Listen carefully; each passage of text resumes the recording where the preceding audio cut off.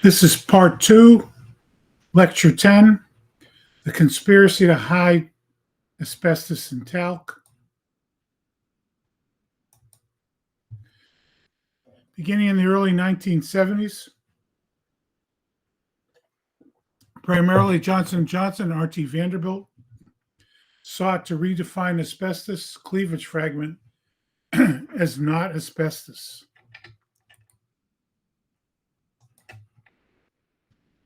Remember, historically, both cleavage fragments that were in fibrous form and fibers that originated as fibers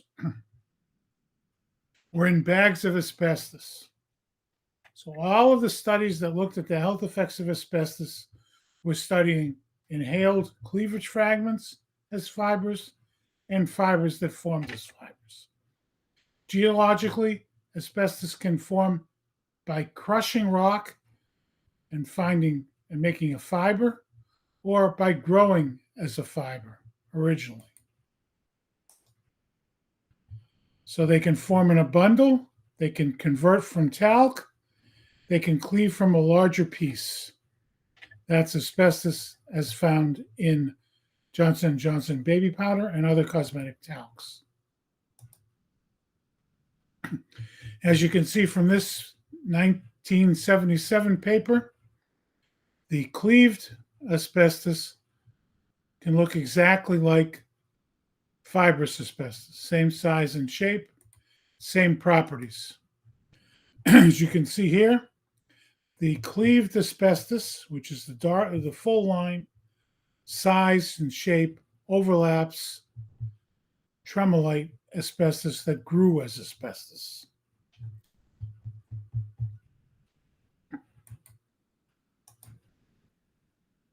So all the studies that looked at workers were studies of workers exposed to both forms. There's no way to separate the forms in the bag. In 1972, OSHA did not specifically define or segregate asbestos fibers that formed as cleavage fragments versus those that grew as asbestos. Same thing was true of NIOSH in 1990 and the American Thoracic Society. Same thing for EPA. Beginning in the 1970s, R.T. Vanderbilt lobbied OSHA to not regulate fibers that formed as cleavage fragments. Now you have to remember that under the microscope, they look identical and they have the same surface properties. So if they have the same size and shape, it's impossible to tell how they originated. Nonetheless, OSHA held hearings after a 20-year campaign in 1990 and went along with the geologic definition of asbestos, which is asbestos that grew as fibers. Although they said that anything that's the same size and shape should be counted as asbestos. All the definitions from all the agencies, including CTFA, which is the Talc company's proposal, just mention the ratio of length to width, which is aspect ratio, and the length. They don't mention how the fiber originated.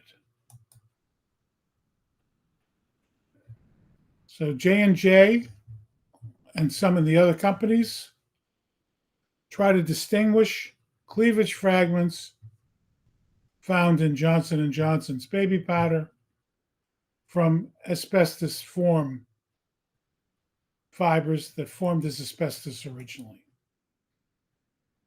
Doctors and regulators all consider the health effects to be the same. Geologists distinguish between the two. Meeker, a geologist who was with the U.S. Geologic Survey for many years, wrote that geologists shouldn't determine the health effects of the fibers. They should be restricted to what they knew, physical and chemical properties of the materials. So, nonetheless, if you look at all of the fibers being in this diagram, some of those fibers, going back quickly, will form as asbestos fibers, and some will form by being broken from rock. The geologic definition is asbestiform. These are some of the characteristics that geologists have tried to say distinguishes the two, but they cannot define many of the criteria. Some of them make no sense. If the average ratio is 20 to 1, some of the fibers will be less than 20 to 1, some will be greater than 20 to 1. So it's kind of a meaningless aspect ratio standard.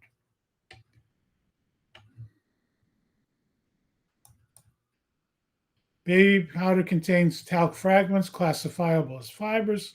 This is what J&J wrote in 1973. Occasionally, subtrace quantities of tremolite or actinolite are identifiable, and these might be classified as asbestos fiber. They lobbied a congressman who was in the district where the R.T. Vanderbilt mines were, who lobbied NIOSH to declare New York tremolite as a non-fibrous and not asbestos material. OSHA for 2 years changed the definition until NIOSH did a study of the miners from the Vanderbilt mine and found that they were dying from lung cancer in excess. They also got mesothelioma. So in 1984, OSHA went back to the original definition, counting tremolite cleavage fragments. But from sometime in 1973 to 74, they did pass a regulation that didn't count cleavage fragments. This is due to lobbying by Vanderbilt and Johnson & Johnson.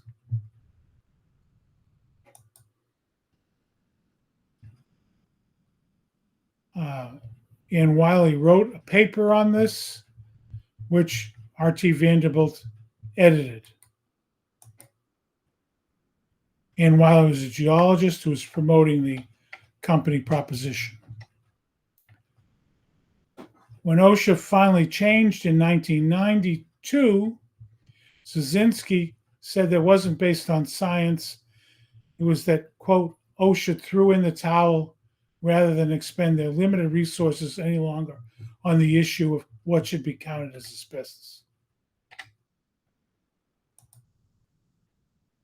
Again, NIOSH 1990 maintained that cleavage fragments meet the definition of a fiber.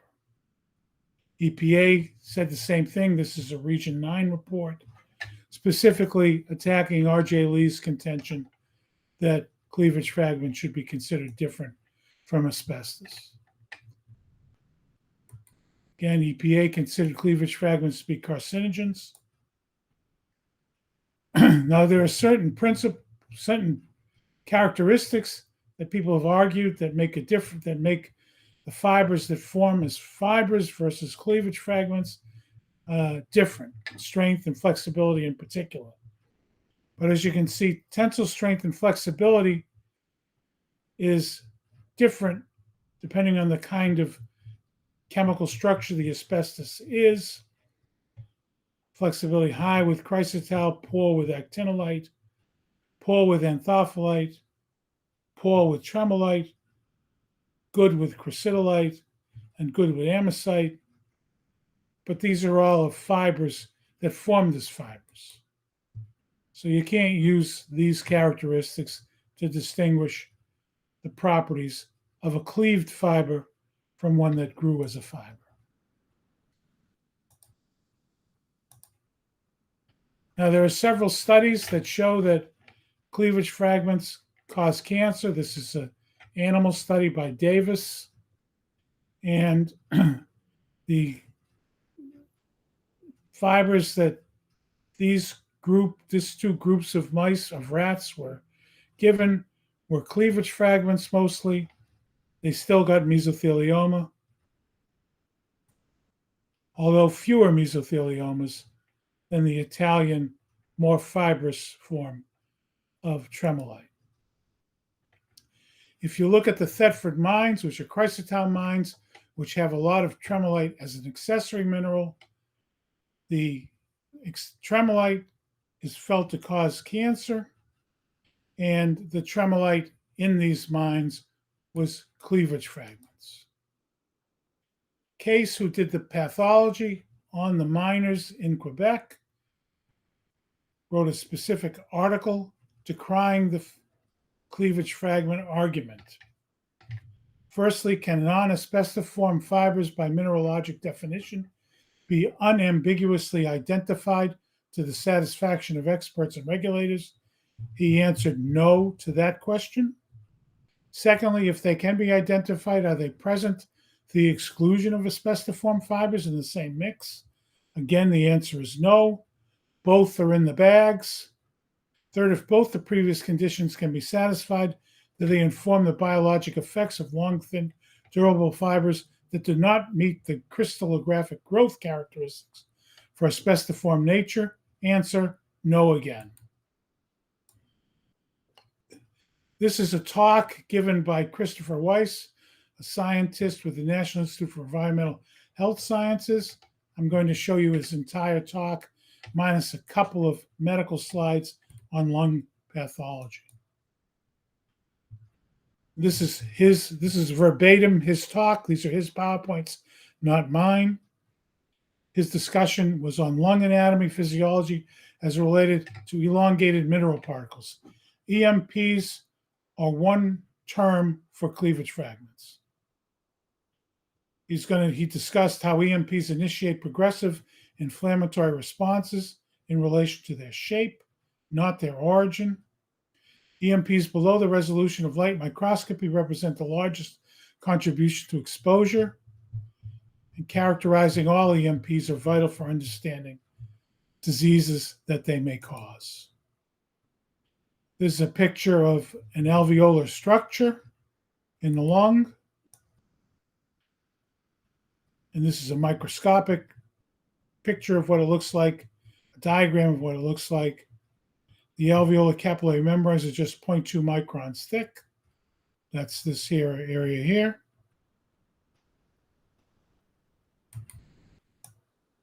The asbestos gets into this area and gets carried through this membrane into the bloodstream in the lung.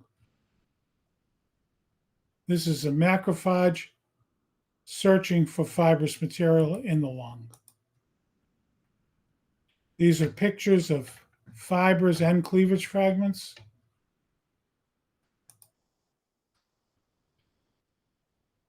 This is a macrophage attempting and failing to digest an EMP cleavage fragment, showing that cleavage fragments, like asbestos fibers, cannot be destroyed by the normal defense mechanisms of the lung.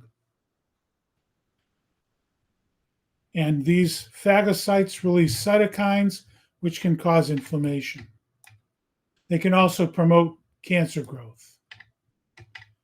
EMP-related diseases, pleural effusions, that's fluid in the lining of the lung, pleural plaques, that's calcification of the lung, and thickening of the lining of the lung, scarring of the lung, which would be asbestosis or talcosis, malignant mesothelioma, and bronchogenic lung carcinoma. Again, this is his talk, not mine. These are microscopic and macroscopic lung abnormalities caused by durable fibers. These are plaques. This is calcified lining of the lung. Go back.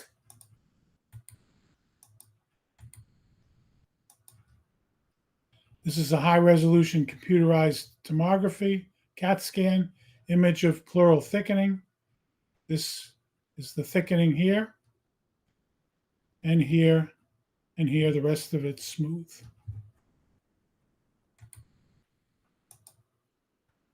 Mechanisms of exposure: inhaled EMP accumulates in the lung. Macrophages engulf trapped particulates and release cytokines associated with inflammation. Biopersistent particles that reach the terminal bronchioles and alveoli activate an inflammatory response in the lung. EMP related respiratory diseases are initiated by chronic inflammation and typically develop over a long period of time. EMPs can disaggregate in vivo following exposure, meaning they break up. So one fiber becomes many fibers. EMP length distribution of EMPs collected in Libby, Montana, showing that the length, this is a logarithmic scale, is quite variable. This is tremolite length versus width in 2 cosmetic products tested for the FDA.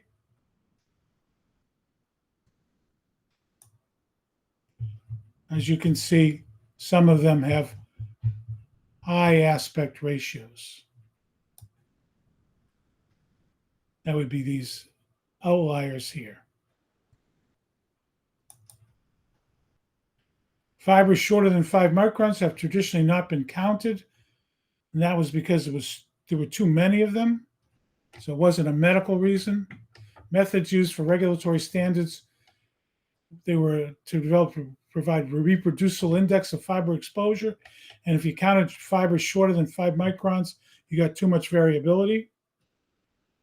The findings from our analysis show that cumulative exposures to all fiber sizes, including fibers less than 5 microns in length, were highly statistically predictors of lung cancer or asbestosis. EMP characteristics of importance: length and width, surface area, mineral type and habit, surface reactivity, surface charge, surface area. All of these are the same for EMPs that are cleavage fragments or fibers. And that was found by another U.S. Geologic Survey study by Schiller. Elongated cleavage fragments from non-asbestiform amphiboles are virtually identical to asbestiform amphibole fibers in morphology, crystal structure, refractive index, and chemical composition. This is a study done on workers exposed to cleavage fragments in jade manufacturing, and they found that the fibers were generated with grinding on the jade. This electron microscopy confirmed the air samples consisted of intact asbestiform tremolite fibers. The cancer rate was 1.28%, which is about a 30% increase. It was statistically significant. Nephrite is a non-asbestiform asbestos mineral composed of microcrystalline tremolite, asbestos. Carving will release intact asbestiform fibers, and the carving increases the risk of lung cancer in humans. This is a study in petri dishes to see if non-asbestiform amphiboles cause mutations. This was done by Italian researchers, and the results were that they did. So this is a positive control. Micronuclei are a sign of nuclear damage.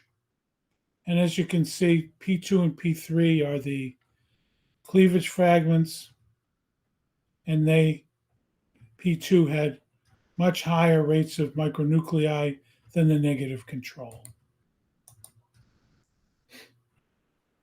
Non-asbestiform amphiboles and serpentine minerals can split along cleavage planes. This is from the Italian researchers' lecture. These are not my slides. The answer to that question was yes. Then cancers in talconite miners were attributed to cleavage fragments. Dose response, years employed. There was a rate ratio of 1.03 per year of employment.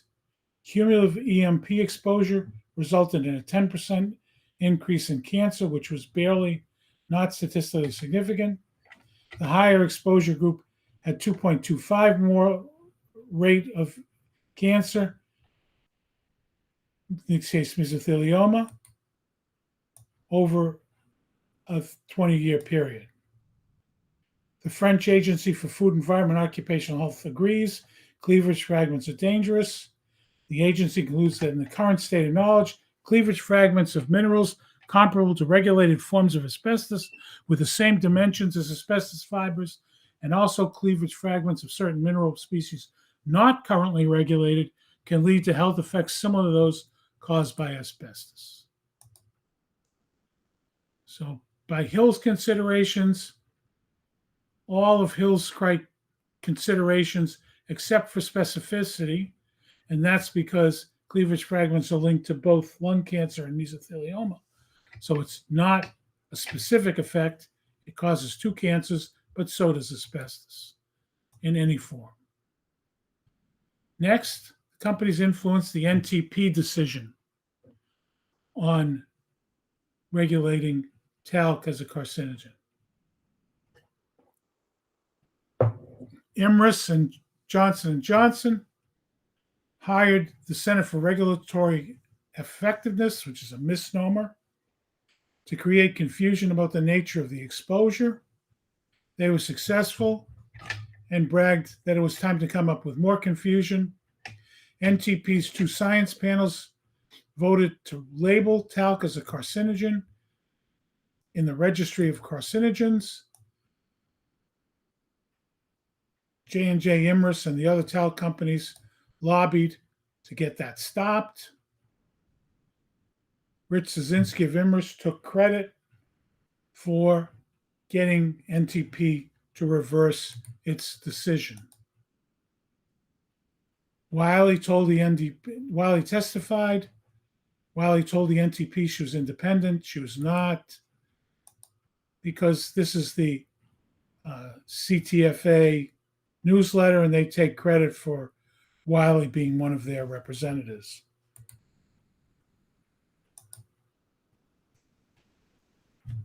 One of the arguments, the main argument that the companies made was the fatal flaw argument. And that argument was kind of ironic.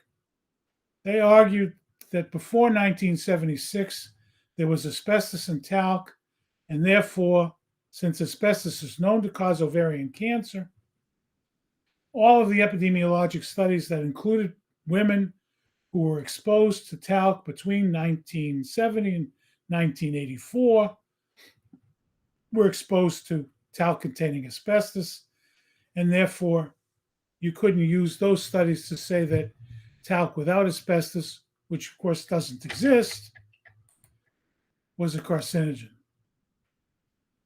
They also discussed threatening the NIH budget if NIH allowed the National Institute for Environmental Health, which determines the carcinogens, to determine that talc, to list talc as a carcinogen.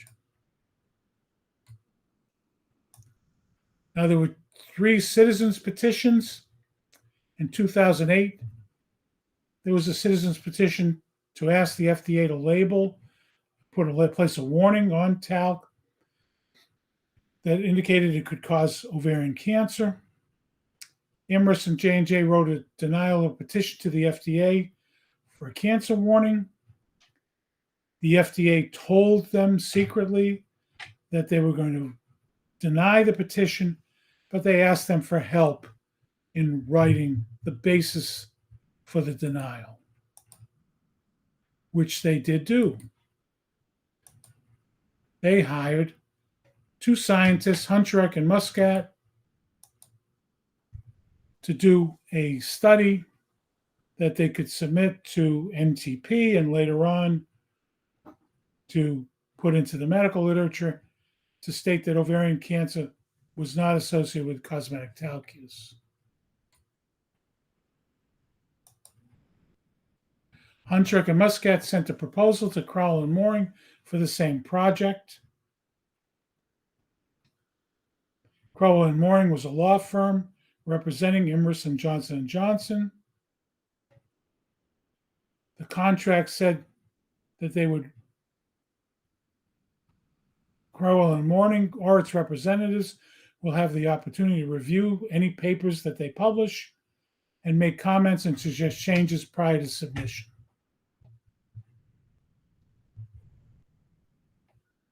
When they published the paper, they didn't mention that.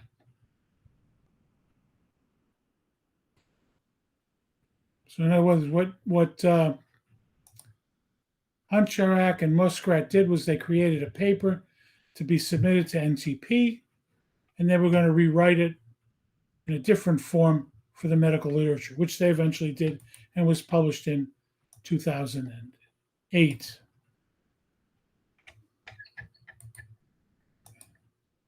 The Crowell and Mourning contract proposal included work to influence the NTP decision.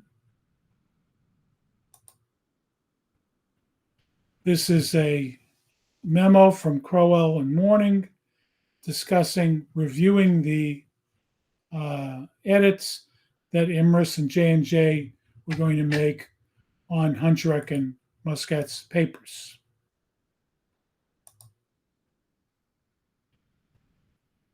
They specifically signed the contract with the law firm so that they could keep it secret if it was adverse to them. Our plan is for Crowell and Mourning to retain Hunchak and Muscat is to preserve the benefit of the attorney work product privilege, which is helpful in protecting confidentiality. Nonetheless, enough paper passed to J&J and Imerys relating to these studies such that you've been able to see some of these documents in this talk. And here's again, the final contract mentions Luzenek and calls for confidentiality.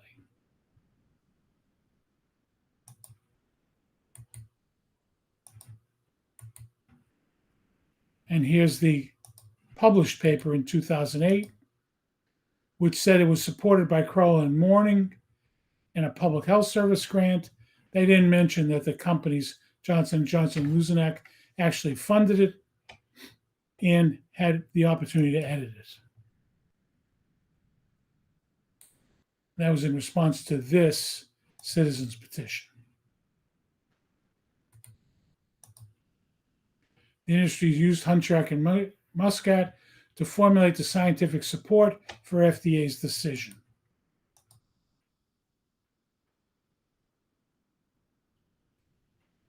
And here's the transmission of the report from Hunchak to the FDA.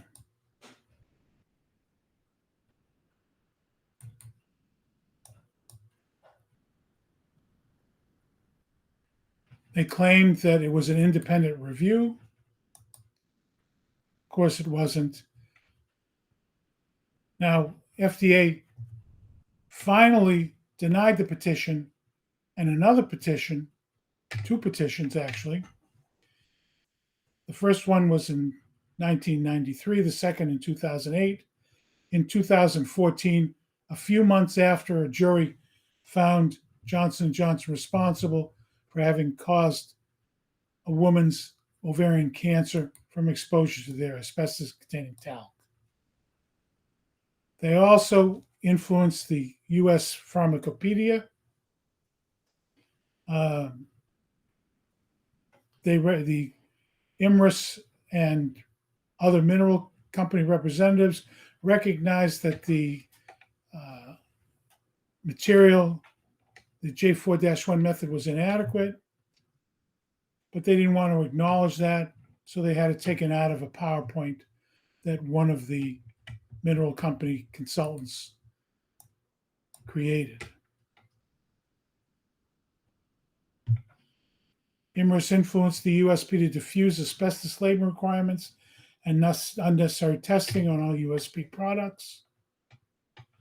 USP is a US Pharmacopeia and sets criteria for testing of products that go into medical pills as expedients, that is something to fill the pill with.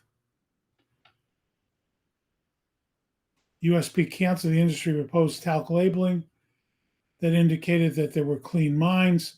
One of the first drafts of the USP proposal said that the talc should only come from mines that were asbestos free. That was deleted because they knew there were no such thing. And that concludes the volume 2 of the conspiracy to hide asbestos and influence regulatory agencies about the harmful effects of asbestos in talc.